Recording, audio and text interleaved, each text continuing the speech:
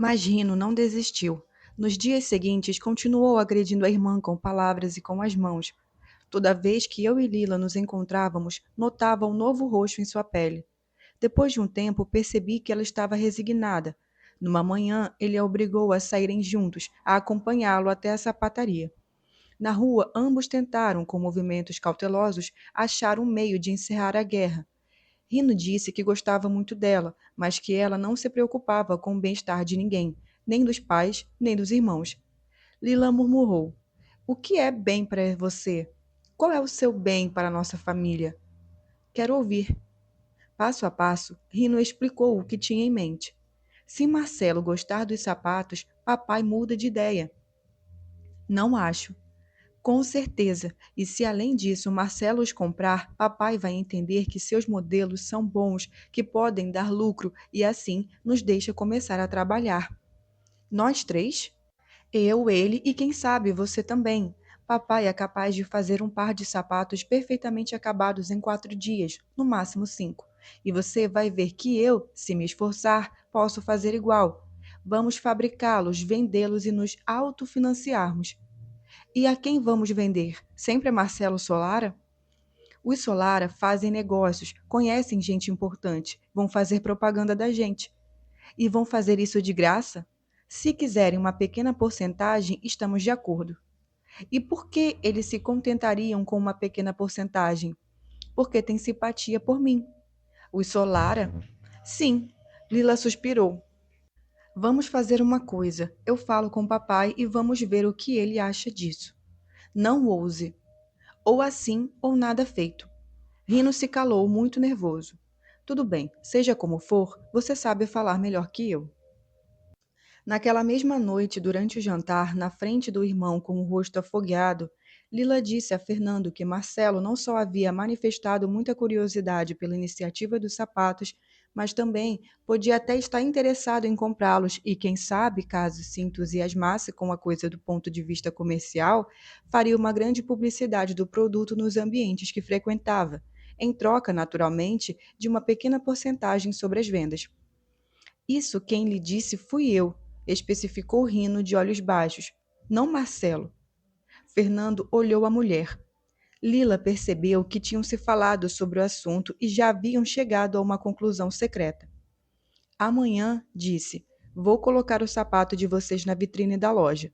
Se alguém se interessar, se quiser provar, se quiser comprar, se quiser fazer a merda que for, deve falar comigo. Sou eu quem decide."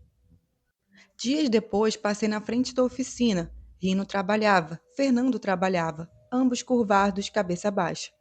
Entre latas de graxa e cadarços, vi na vitrine os belos e harmoniosos sapatos da marca Cerulo.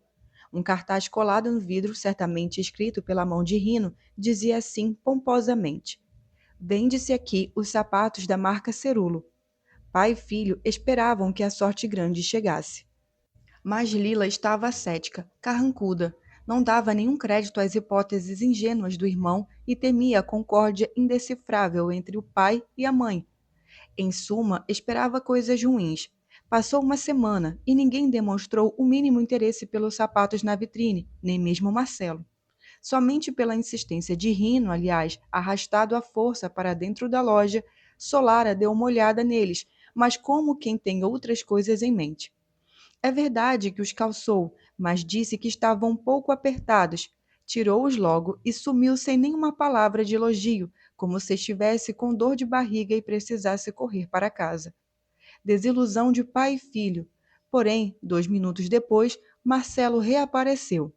Rino imediatamente se pôs de pé radiante e lhe estendeu a mão como se algum acordo por aquele puro e simples comparecimento já tivesse sido estipulado. Mas Marcelo o ignorou e se dirigiu diretamente a Fernando, e disse de um jato: "Tenho intenções muito sérias, Dom Fernando. Gostaria de pedir a mão de sua filha Lina." Rino reagiu àquela reviravolta com uma febre violentíssima que o deixou fora do trabalho por dias. Quando bruscamente a febre desapareceu, teve manifestações inquietantes. Se levantava da cama no meio da noite, mesmo continuando a dormir, ia até a porta do mudo e agitadíssimo, tentando abri-la e se debatia de olhos arregalados. Núzia e Lila, assustadas, arrastavam-no de volta para a cama. Fernando, por sua vez, que assim como a esposa intuíra de ponto as reais intenções de Marcelo, conversou calmamente com a filha. Explicou que a proposta de Marcelo Solara era importante não só para o futuro dela, mas para o de toda a família. Falou que ela ainda era uma menina e que ainda não precisava dizer sim já naquele momento, mas acrescentou que, como pai, aconselhava que ela aceitasse. Um longo noivado em casa aos poucos se habituaria ao casamento. Lila me respondeu com a mesma calma que fosse para ficar noiva e depois se casar com Marcelo Solara, ela preferiria ir se jogar no pântano. O resultado foi uma enorme briga, mas que não a fez mudar de opinião. Eu fiquei arrasada com aquela notícia. Sabia muito bem que Marcelo queria namorar Lila a todo custo, mas nunca pensaria que na nossa idade se pudesse receber uma proposta de casamento. E, no entanto, Lila a recebeu, e ainda nem tinha 15 anos, nunca namorara escondido, nunca tinha dado um beijo em ninguém. Imediatamente fiquei ao lado dela. Casar com Marcelo Solara? Quem sabe até ter filhos? Não, absolutamente não. Encorajei-a a combater aquela nova batalha contra o pai e jurei que a apoiaria, mesmo ele já tendo perdido toda a calma e passado a ameaçá-la, dizendo que lhe arrebentaria os ossos pelo seu bem se não aceitasse um partido daqueles. Mas não tive como ficar ao lado dela. Em meados de julho, aconteceu uma coisa que eu deveria ter previsto e que, mesmo assim, me pegou de surpresa e mudou tudo. Num fim de tarde, depois do costumeiro passeio pelo bairro a trocar ideias com Lila sobre o que estava ocorrendo com ela e como sair daquela enrascada, voltei para casa e quem veio abrir a porta foi minha irmã Elisa. Disse emocionada que sua professora estava na sala de jantar, isto é, Oliviero, estava falando com nossa mãe. Apareci timidamente na sala e minha mãe resmungou aborrecida. A professora Oliviero está dizendo que você precisa repousar, que está muito cansada. Olhei Oliviero sem entender. Ela, que parecia precisar de repouso, estava pálida e com o rosto inchado. Então ela me disse: Minha prima respondeu ontem. Você pode ir a Ixia e ficar com ela até o final de agosto. Ela gostou da ideia. Você só precisa ajudá-la um pouco em casa. Dirigiu-se a mim como se fosse ela a minha mãe, como se minha mãe, a verdadeira, aquela da perna machucada e do olho torto, fosse apenas um ser vivo descartável e, como tal, não merecedor de consideração. Além disso, não se retirou em seguida ao comunicado, mas se deteve ainda 1 hora, mostrando-me um a um os livros que me trouxera emprestado. Explicou quais eu deveria ler primeiro, me fez jurar que antes de lê-los eu os encaparia, e mesmo que eu deveria devolvê-los todo até o final do verão, sem nenhuma dobradura. Minha mãe resistiu pacientemente. Permaneceu sentada, atenta, embora o olho bailarino lhe desse um ar de alucinado. Só explodiu quando a professora finalmente foi embora com um cumprimento de desprezo a ela e num de carinho em minha irmã, que contava com isso e ficaria orgulhosa. Virou-se para mim transtornada de rancor pela humilhação que, segundo ela, tinha sofrido por minha culpa, e disse: A senhorita deve ir repousar com Ixia, e a senhorita está muito cansada. Vá logo preparar o jantar, vá, se não quiser levar uma bolacha. No entanto, passados 2 dias depois de ter tomado minhas medidas e de ter costurado às pressas uma roupa de banho copiada de não sei onde, ela mesma me acompanhou à balsa. Num caminho para o porto, durante a compra da passagem e depois, enquanto esperávamos meu embarque, ela me azucrinou com recomendações. O que mais a assustava era a travessia.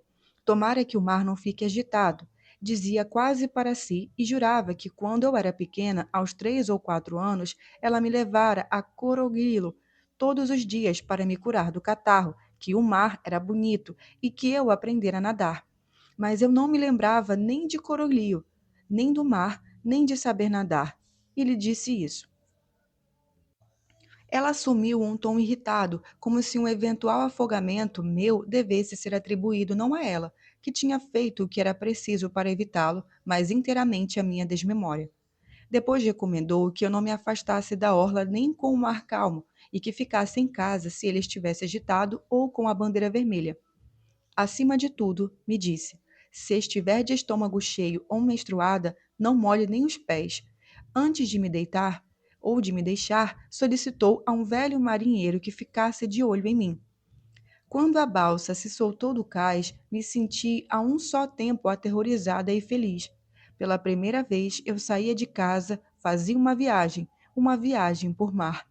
O corpo largo da minha mãe, junto com o bairro, com a história de Lila, se afastou cada vez mais e se perdeu. Desabrochei. A prima da professora se chamava Nela e morava em Barano. Cheguei ao vilarejo de ônibus e achei a casa facilmente. Nela se revelou uma mulherona gentil, muito alegre, conservadora, solteira. Alugava seus quartos aos turistas e mantinha para si um quartinho e a cozinha. Eu dormiria na cozinha, precisava fazer cama à noite e desmontar tudo, estrado, estrutura e colchão, de manhã. Descobri que tinha obrigações incontornáveis: levantar às 6h30, preparar o café para ela e seus hóspedes. Quando cheguei, havia um casal de ingleses com duas crianças. Lavar e guardar xícaras e tigelas, pôr a mesa para o jantar, lavar os pratos antes de dormir. No resto do tempo eu estava livre. Podia ficar no terraço, lendo de cara para o mar, ou descer a pé por uma estradinha branca e íngreme, até uma praia comprida, larga e escura, que se chamava Praia dos Moronte.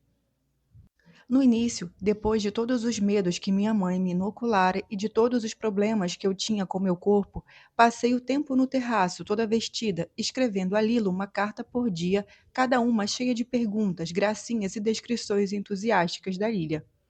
Mas um dia Nela me provocou e disse: Mas o que é isso? Ponha logo o maiô. Quando vesti minha roupa de banho, ela morreu de rir. Achou que era coisa de velha. Costurou outro maiô para mim, segundo ela, mais moderno, muito decotado nos seios, mais aderente ao traseiro, de um belo azul. Eu o provei e ela se entusiasmou, disse que já era hora de eu ir à praia. Chega de terraço. No dia seguinte, morrendo de medo e de curiosidade, peguei uma toalha, um livro e fui para Maronte. O percurso me pareceu interminável. Não encontrei ninguém subindo ou descendo. A praia era enorme e deserta, com uma areia granulosa que chiava a cada passo. O mar emanava um cheiro intenso, um som seco, monótono. Olhei demoradamente de pé aquela grande massa de água. Depois me sentei na toalha, incerta sobre o que fazer. Por fim me levantei e molhei os pés na água. Como tinha sido possível viver em Nápoles e jamais cogitar nem sequer uma vez tomar um banho de mar?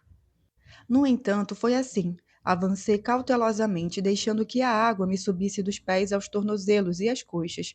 Depois pisei em falso e afundei. Me agitei aterrorizada, engoli água, voltei à tona, ao ar. Percebi que naturalmente movimentava os pés e os braços de modo a me manter na superfície. Então eu sabia nadar. Minha mãe de fato me levara ao mar quando eu era pequena e de fato ali, enquanto ela fazia o tratamento com areia, eu tinha aprendido a nadar. Pude vê-la no lampejo, mais jovem, menos desfeita, sentada na praia sobre o sol, no meio-dia, com um vestido branco de florzinhas, a perna boa coberta até o joelho pela roupa, e a ruim, toda enterrada na areia, escaldante. A água do mar e o sol apagaram rapidamente meu rosto em inflação de espinhas. Me queimei, fiquei preta. Esperei por cartas de Lila. Quando nos despedimos, prometemos que nos escreveríamos, mas elas não chegaram. Treinei um pouco de inglês com a família hospedada por Nela. Eles pareceram e perceberam que eu queria aprender. Falaram comigo com crescente simpatia e eu fiz bons progressos. Nela, sempre alegre, me encorajou e comecei a servir de intérprete a ela. Não perdi a ocasião de me encher de elogios e me fazia pratos enormes, cozinhava muito bem. Dizia que eu tinha chegado um trapo e agora, graças aos seus cuidados, eu estava linda. Enfim, os últimos 10 dias de julho me deram uma sensação de bem-estar até então desconhecida. Experimentei algo que depois, ao longo da minha vida, se repetiu frequentemente: a alegria do novo. Tudo me empolgava. Acordar cedo, preparar o café da manhã, tirar a mesa, passear por Barano, fazer o caminho de subida ou descida até Maronte, ler estendida ao sol, mergulhar e voltar a ler. Não tinha saudades de meu pai, de meus irmãos, de minha mãe, das ruas do bairro ou dos jardins. Só me faltava Lila. Lila, que, no entanto, não respondia às minhas cartas. Temia que lhe acontecessem coisas boas ou ruins sem que eu estivesse presente. Era um temor antigo, um temor que eu nunca superara. O medo de que, perdendo partes de sua vida, a minha perdesse intensidade e centralidade. E o fato de ela não me responder acentuava essa minha preocupação. Por mais que me esforçasse em comunicar-lhe nas cartas o privilégio dos dias em enchia, meu rio de palavras e seu silêncio me pareciam demonstrar que minha vida era esplêndida, mas pobre de acontecimentos, tanto que me sobrava tempo para escrever sobre eles todos os dias. O dela sombria, mas plena. Somente em fins de julho, Nela me disse que no lugar dos ingleses, em 1º de agosto, chegaria uma família napolitana. Era o segundo ano que vinham. Gente muito direita, senhores gentilíssimos, requintados, especialmente o marido, um autêntico cavalheiro que sempre lhe dizia palavras adoráveis. E depois o filho maior, realmente um belo rapaz, alto, magro, mas forte. Este ano faria 17 anos. Acabaram seus dias de solidão, me disse, e me envergonhei. Fui logo tomada de ansiedade por esse jovem que estava chegando, pelo medo de não conseguirmos trocar nem duas palavras, de não se agradar de mim. Assim que os ingleses partiram, me deixando 2 romances para exercitar a leitura e o endereço deles, no caso de, se um dia eu fosse à Inglaterra, ir encontrá-los, Nela me convocou para ajudá-la a lustrar os quartos, trocar os lençóis e toalhas e fazer as camas. Fiz tudo de boa vontade e, enquanto lavava o piso, ela me gritou na cozinha: Como você é inteligente, sabe até ler em inglês. Já não bastavam os livros que trouxe? E só me fez elogios à distância, em alto e bom som, dizendo como eu era disciplinada, como era boa e sensata, como lia o dia todo e até de noite. Quando a encontrei na cozinha, ela estava com um livro na mão. Disse que tinha sido um presente do senhor que chegaria no dia seguinte. Ele mesmo o escrevera. Nela, o guardava no criado mudo. Toda noite lia um poema, primeiro em silêncio e depois em voz alta. Agora já sabia todos de cor. Olha o que ele me escreveu, disse e me estendeu o livro. Era Provas de Sereno, de Nonato Sorratori. A dedicatória dizia: a Nela, que é um doce, e as suas geleias. Fui correndo escrever para Lila, páginas e páginas de apreensão, alegria, vontade de fugir, prefiguração apaixonada do momento em que vira Nino Sorratori, em que iria à Praia dos Maronte com ele. Tomaríamos banho juntos, contemplaríamos a lua e as estrelas, dormiríamos sob o mesmo teto. Não fiz senão pensar nos momentos intensos em que, trazendo o irmão pela mão, um século antes, há quanto tempo tinha se passado, ele me declarara seu amor. Éramos 2 crianças na época. Agora eu me sentia grande, quase velha.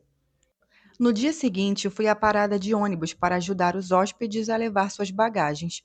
Estava em grande agitação, passara a noite em claro. O ônibus chegou, parou, os viajantes desceram.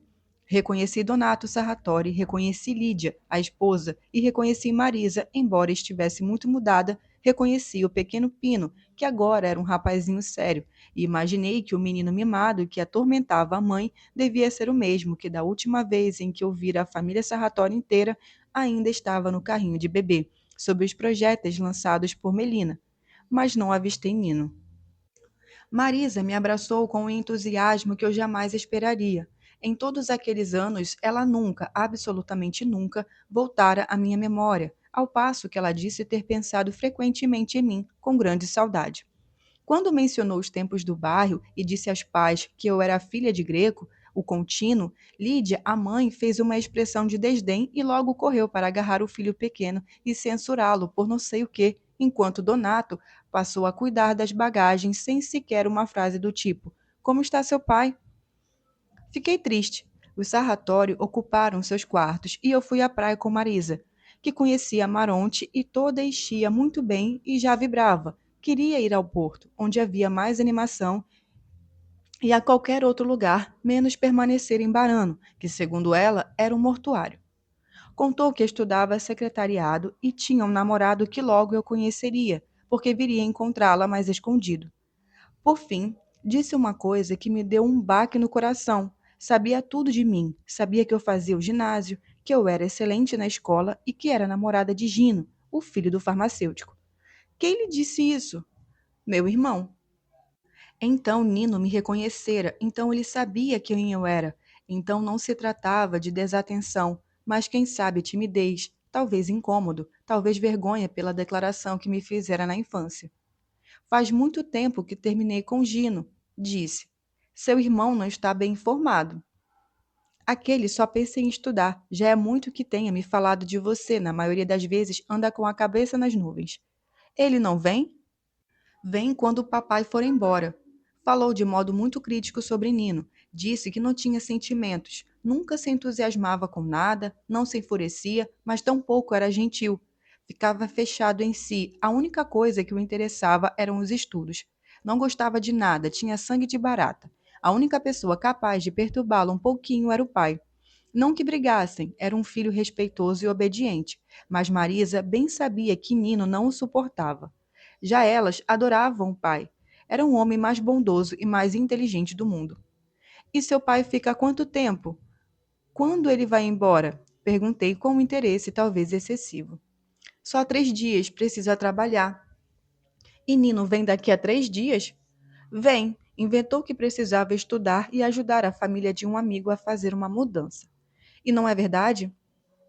Ele não tem amigos, de todo modo, não moveria aquela pedra de lá para cá, nem por minha mãe, a única de quem ele gosta um pouco. Imagine se iria ajudar um amigo numa mudança. Demos um mergulho e nos enxugamos passeando ao longo da orla.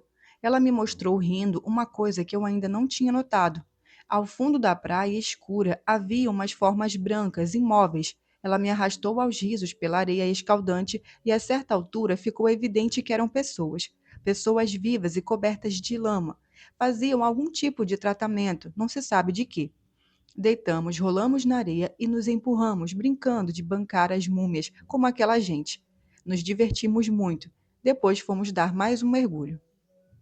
À noite, a família Sarratori jantou na cozinha e convidou Nela e a mim para jantar com eles. Foi uma bela noitada. Lídia em nenhum momento aludiu ao bairro, mas passando o primeiro impulso de hostilidade, se informou sobre mim.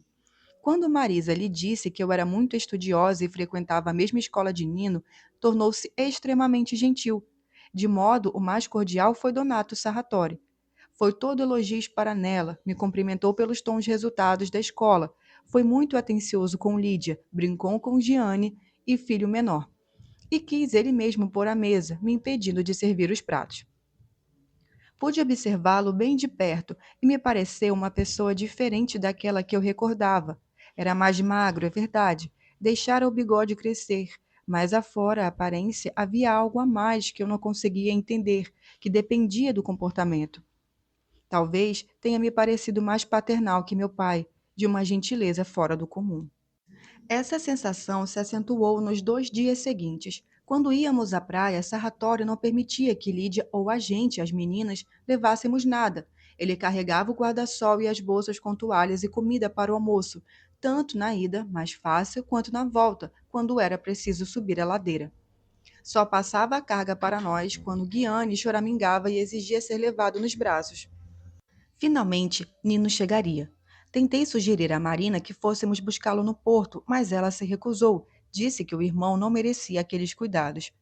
Nino chegou à noite. Alto, magérrimo, camisa azul marinho, calças escuras, sandálias, saco de viagem nos ombros. Não demonstrou a mínima emoção ao me encontrar em Chia, naquela casa, tanto que pensei que a família tivesse um telefone em Nápoles, que Marisa o tivesse avisado de algum jeito. Na mesa, se expressou por meio de monossílabos. Não apareceu no café da manhã. Acordou tarde. Fomos à praia à tarde. Carregou pouca coisa ou quase nada. Mergulhou imediatamente, com decisão, e nadou para o fundo sem o virtuosíssimo exibido do pai, com naturalidade. Desapareceu. Temi que tivesse se afogado, mas nem Marisa nem Lídia se preocuparam.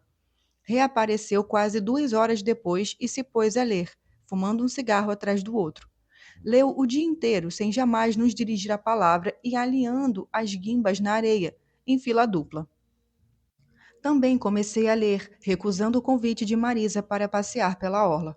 No jantar, ele comeu depressa e saiu. Tirei a mesa e levei os pratos pensando nele. Montei minha cama na cozinha e me pus a ler de novo, esperando que ele voltasse. Li até por volta da 1. Depois dormi com a luz acesa e o livro aberto no peito. De manhã acordei com a luz apagada e o livro fechado. Pensei que tivesse sido ele e senti uma onda de amor nas veias como nunca experimentara antes. No intervalo de poucos dias, as coisas melhoraram. Percebi que de vez em quando ele me espiava e depois desviava o olhar para o lado. Perguntei o que estava lendo. Disse a ele o que eu lia. Falamos de nossas leituras, entediando Marisa.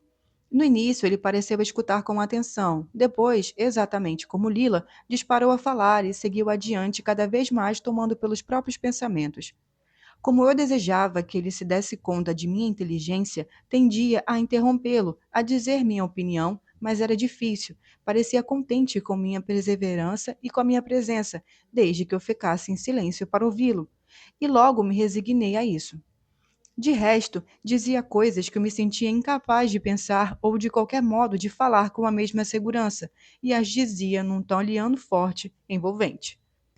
Marisa às vezes nos jogava bolas de areia noutras, interrompia gritando: Parem com isso, quem se importa com Dostoiévski? Então, Nino parava bruscamente e se afastava pela orla da praia, de cabeça baixa, até se transformar num pontinho. Eu passava algum tempo com Marisa falando de seu namorado que não poderia vir encontrá-la em segredo e que por isso ela chorava. Entretanto, me sentia cada vez melhor. Não podia acreditar que a vida pudesse ser assim. Talvez pensava as garotas da rua da Emile, aquela toda vestida de verde, por exemplo, levassem uma vida como aquela. A cada 3 ou 4 dias, Donato Serratório voltava, mas ficava no máximo 24 horas e depois ia embora.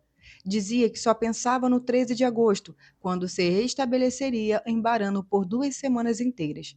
Assim que o pai chegava, Nino se tornava uma sombra. Comia, desaparecia, reaparecia à tarde da noite e não dizia uma palavra. Ouvia o pai com um meio sorriso condescendente, e qualquer coisa que o pai dissesse, ele não concordava, mas tampouco se opunha.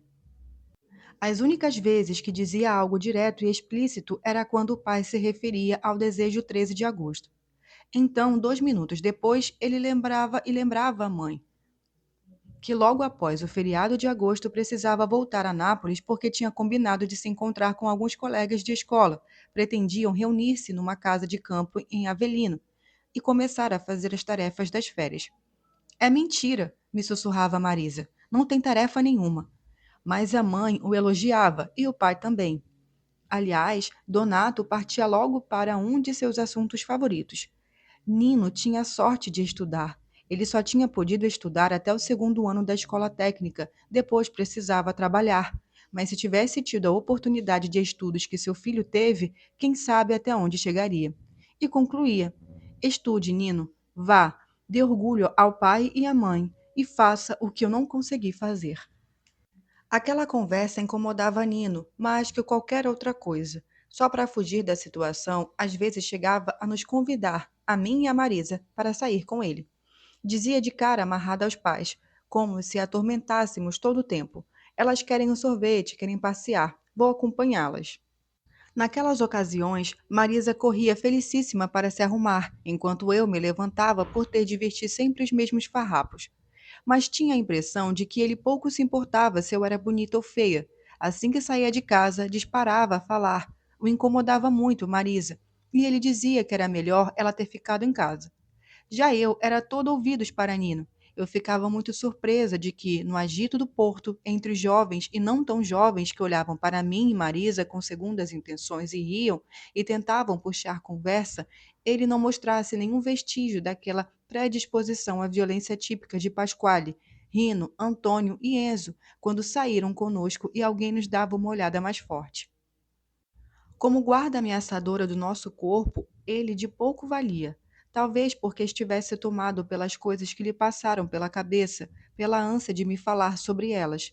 Deixava que rolasse de tudo à nossa volta. Foi assim que Marisa fez amizade com os rapazes de Fório, e eles foram visitá-la em Barano. E ela os levou com a gente para a praia dos Maronte, e passamos a sair todas as noites. Íamos os três ao porto, mas chegando ali, ela sumia com os novos amigos, e nós passeávamos à beira do mar. Depois nos encontrávamos por volta das 10 horas da noite e voltávamos para casa. Numa noite, assim que ficamos sós, Nino me disse de repente que quando era menino invejara muito a relação que havia entre mim e Lila. Nos olhava de longe, sempre juntas, sempre conversando, e gostaria de ter feito amizade com a gente, mas sempre lhe faltara a coragem. Depois sorriu e acrescentou: Lembra da declaração que eu te fiz? Lembro.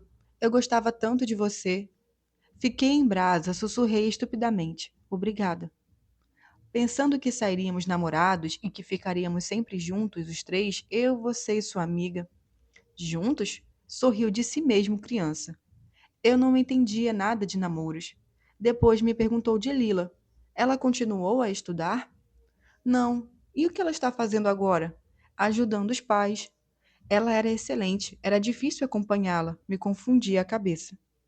Disse exatamente assim, me confundia a cabeça, e se num primeiro momento eu tinha ficado um tanto mal porque de fato ele me estava dizendo que sua declaração fora apenas uma tentativa de induzir-se em minha relação com Lila, agora eu sofria de modo evidente e sentia uma dor bem no meio do peito.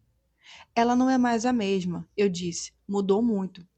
Eu senti o impulso de acrescentar: ouviu como os professores falam de mim no colégio? Ainda bem que consegui me conter, mas a partir daquela conversa tive dificuldade de contar a Lila o que estava acontecendo comigo e parei de lhe escrever. De todo modo, ela não me respondia mesmo. Em vez disso, me dediquei a cuidar de Nino.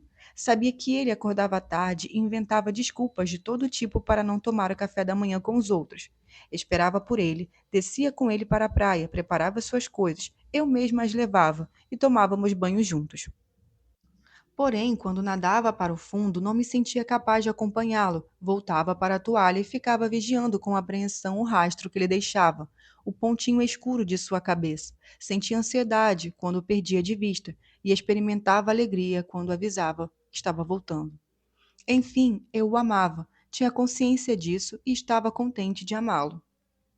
Enquanto isso, o feriado de agosto se aproximava sempre mais. Numa noite lhe disse que eu não queria ir a Porto, preferiria dar um passeio a Maronte. Era lua cheia. Esperei que viesse comigo, renunciando a acompanhar a irmã, que insistia em ir ao Porto, onde agora tinha uma espécie de namorado com quem, me confessou, trocava beijos e abraços, traindo o namorado de Nápoles. No entanto, ele foi com Marisa. Eu, por uma questão de princípio, peguei a estrada pedregosa e levava à praia. A areia estava fria, negro-acinzentada, à luz da lua, o mar mal respirava. Não havia alma viva e comecei a chorar de solidão. O que eu era? Quem eu era? Sentia-me de novo bonita, não tinha mais espinhas. O sol e o mar me tinham emagrecido, e apesar disso, a pessoa que eu amava e por quem eu queria ser amada não demonstrava nenhum interesse em mim. Que sinais eu trazia em mim? Que destino? Pensei no bairro como uma voragem da qual era ilusório tentar fugir. Depois ouvi o chiado da areia, me virei, vi a sombra de Nino. Sentou-se ao meu lado. Precisava voltar para buscar a irmã dentro de 1 hora. Senti que estava nervoso, batia na areia com o calcanhar de perna esquerda. Não falou de livros, de repente começou a falar do pai. Vou dedicar minha vida, disse, como se tratasse de uma missão, a tentar me parecer com ele. É um homem simpático. É o que todos dizem. E então? Fez um trejeito sarcástico que o deixou feio por alguns segundos. Como está Melina? Olhei para ele estarrecida. Tive todo o cuidado do mundo de não mencionar o nome de Melina naqueles dias de muitas conversas, e ele agora tocava no assunto. Assim, não sei dizer. Ela foi, e ele é amante dela. Sabia perfeitamente que era uma mulher frágil, mas mesmo assim a conquistou por pura vaidade. Por vaidade faria mal a qualquer pessoa e sem se sentir responsável por isso. Como está convencido de agradar a todos, acredita que tudo lhe é perdoado. Vai à missa aos domingos, trata os filhos com respeito. É cheio de atenções com minha mãe, mas atrai continuamente. É um hipócrita, me dá nojo. Não soube o que lhe dizer. No bairro podia haver coisas terríveis. Pais e filhos muitas vezes chegavam a vias de fato, como Rino e Fernando, por exemplo. Mas a violência daquelas poucas frases construídas com zelo me fez mal. Nino odiava o pai com todas as suas forças, e é por isso que falava tanto dos irmãos. Mas não era este o ponto. O que me perturbou profundamente foi que Donato, pelo que eu tinha visto e ouvido de perto, não tinha nada de tão repulsivo. Era o pai que toda menina, toda jovem gostaria de ter. E Marisa, de fato, o adorava. Além disso, se seu pecado era a capacidade de amar, eu não via aí nada de particularmente cruel. Até de meu pai e minha mãe dizia com raiva que sabe-se lá quantas ele aprontara. O resultado é que aquelas frases pungentes, o tom cortante, me pareceram terríveis. Pensei comigo que nem de minha mãe eu falaria assim. E murmurei. Ele e Melina foram envolvidos pela paixão, como Dino e Enéas. E pense em Ascânio. A mãe dele morreu há pouco tempo. O pai deveria estar de luto. São coisas que fazem mal, mas são também muito comoventes. Ele jurou fidelidade diante de Deus, exclamou, de repente, sobressaltado. Não respeita nem a ela e nem a Deus. E saltou agitado, tinha os olhos rapidamente. Belíssimos. Nem você me compreende, disse, afastando-se a passos largos. Cheguei até ele, meu coração batia forte. Eu compreendo, sim, murmurei, pegando-lhe o braço com cuidado. Nunca tínhamos sequer nos tocado, e o contato queimou meus dedos. Soltei-o imediatamente. Ele se inclinou e me beijou na boca, um beijo suavíssimo. Amanhã vou embora, ele disse. Mas 13 é depois de amanhã. Não respondeu. Voltamos a Barambo falando de livros. Depois fomos buscar Marisa no porto. Senti a sua boca na minha. Chorei a noite toda na cozinha, silenciosa. Adormeci quando amanhecia. Nela veio me acordar e me censurou. Disse que Nino quis tomar o café da manhã no terraço para não me incomodar. Tinha ido embora. Me vesti depressa, ela notou que eu sofria. Vá, me permitiu finalmente. Talvez ainda dê tempo. Corri ao porto esperando chegar antes que a embarcação partisse, mas a balsa já ia longe. Passei dias horríveis, arrumando os quartos. Achei um marcador de livro de papelão azul que pertencia a Nino e o guardei entre minhas coisas. À noite, na cozinha, eu o cheirava, beijava, lambia com a ponta da língua e chorava. Ficava comovida com o próprio desespero de minha paixão e o choro de alto se alimentava. Depois, Donato chegou e seus 15 dias de férias começaram. Lamentou-se que o filho já tinha ido embora, mas estava contente porque foram encontrar os colegas em Avelino para estudar. É um rapaz realmente sério, me disse, que nem você. Tenho orgulho dele e imagino que seu pai também tem orgulho de você. A presença daquele homem sereno me acalmou. Quis conhecer os novos amigos de Marisa. Uma noite, os convidou para fazer uma grande fogueira na praia. Ele mesmo se deu ao trabalho de amontoar toda a lenha que conseguiu encontrar e ficou com a gente até tarde. O rapaz com quem Marisa tinha um meio namoro arranhava o violão, e Donato cantou, tinha uma voz linda. Altas horas da meia-noite, ele mesmo começou a tocar, e tocava bem. Arriscou músicas dançáveis. Alguns começaram a bailar. Marisa foi a primeira. Eu olhava aquele homem e pensava: ele e o filho não têm nenhum traço em comum. Nino é alto, tem um rosto delicado, a testa coberta por cabelos bem pretos, a boca semi-cerrada, com os lábios convidativos. Já Donato é de estrutura mediana. Os traços do rosto são marcados, é muito calvo, tem uma boca contraída, quase sem lábios. Nino mira sempre com olhos severos, que veem além das coisas, das pessoas, e parecem assustados. Donato tem um olhar sempre disponível, que adora a aparência de cada coisa ou pessoa, ou só faz sorrir para elas. Nino tem algo que o devora por dentro, assim como Lila, o que é um dom e um sofrimento. Não são alegres, não se abandonam, temem o que acontece a seu redor. Este homem não, parece apreciar qualquer manifestação da vida, quase como se cada segundo vivido tivesse uma limpidez absoluta. Desde aquela noite, o pai de Nino me pareceu um remédio sólido, não só contra a escuridão para a qual seu filho me empurrara ao ir embora depois de um beijo quase imperceptível, mas também me dei conta disso espantada, contra aquela a que Lila me empurrara ao jamais responder às minhas cartas. Ela e Nino mal se conhecem, pensei, nunca se frequentaram, e, no entanto, agora me pareciam muito semelhantes. Não têm necessidade de nada para de ninguém. Sabem sempre o que está certo e o que está errado. E se estiverem errados, o que há de particularmente terrível em Marcelo Solara? O que há de particularmente terrível em Donato Sarratori? Eu não o entendia. Amava a ambos, e agora ambos me faltavam de modos distintos, mas eu era grata àquele pai odiado, que para mim para todos nós jovens, nos dava importância, nos oferecendo alegria e tranquilidade na noite dos Maronte. Subitamente me vi feliz por nenhum dos dois estarem presentes na ilha. Recomecei a ler, escrevi uma última carta a Lila, na qual lhe dizia que, já que nunca me respondera, não lhe escreveria mais. No entanto, me liguei à família Sarratori, me senti irmã de Marisa, de Penútil e do pequeno Ciro, que agora me adorava e comigo, somente comigo, não bancava o mimado, mas brincava tranquilamente e juntos procurávamos conchinhas.